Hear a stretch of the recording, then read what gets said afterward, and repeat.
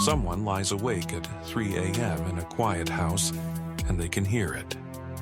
A low, steady hum, somewhere between a diesel engine idling and a distant machine that never turns off. Nobody else in the house hears it. Their neighbors don't hear it. It's just there, every night for years. This isn't one person's story. It's been reported almost identically by thousands of people across 5 continents since the 1950s. By the end of this, you'll understand what scientists actually found when they finally tried to explain it this year, and why even their best answer still leaves a real gap open. The first widely documented cluster came from Bristol, England, in the late 1970s. Roughly 800 residents wrote to the same local newspaper describing an identical complaint. A persistent hum, felt almost more than heard, that never seemed to stop. The city initially blamed a warehouse fan. The warehouse closed. The reports continued anyway. In 1991, it happened again, half a world away in Taos, New Mexico.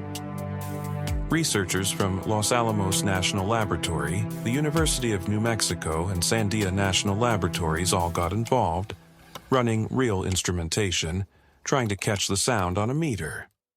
They never found a conclusive source.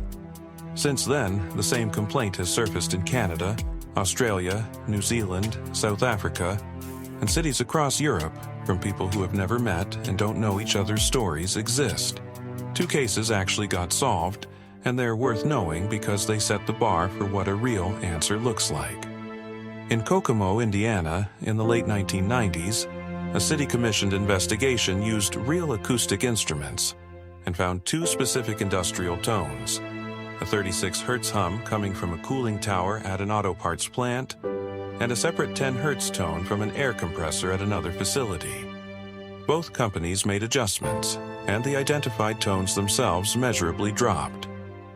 But for a lot of residents, the hum didn't. People kept hearing it, unchanged, years after the sources that were supposedly causing it had been fixed.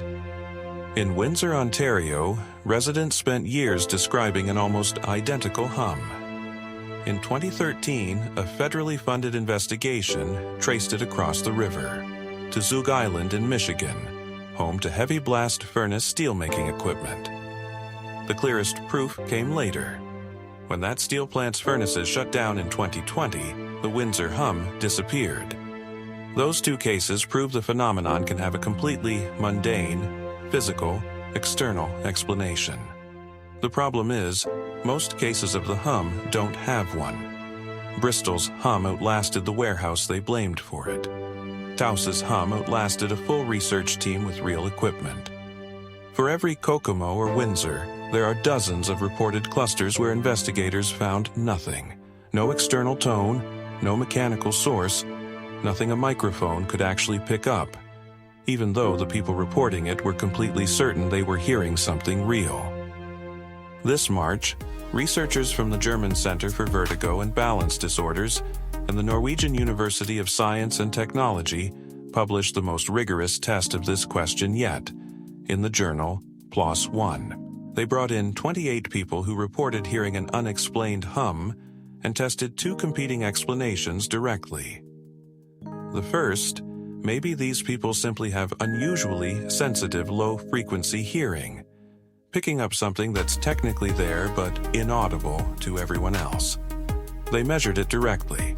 Only 2 of the 28 showed genuinely above-average sensitivity in the relevant range.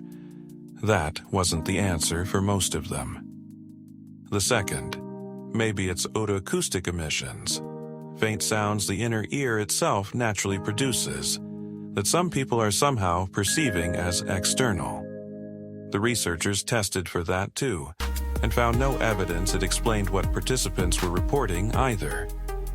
What was left, for the majority of participants, was a specific, rare form of subjective tinnitus, a phantom low-frequency sound generated entirely inside the auditory system itself, with no real external source at all. Not imagined, not fake. Genuinely perceived, genuinely low frequency, just generated by the brain and ear, not the environment. Here's the part worth being precise about. The researchers were careful not to claim this explains every case. Their own conclusion explicitly leaves room for some reports to still have a real external source, similar to Kokomo or Windsor, that this specific study simply wasn't designed to catch. They solved the mechanism for most of their 28 participants. They didn't declare the entire 70-year phenomenon closed.